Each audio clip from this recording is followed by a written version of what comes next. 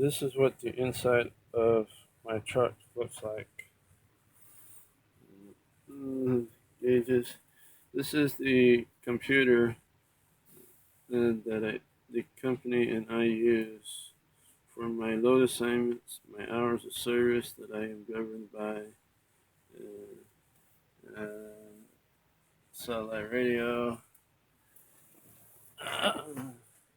I have refrigerator, bed, bags, clothes, second bunk, but don't have mattress, just storage. Uh, Cabinets, uh, more cabinets. So it's pretty big.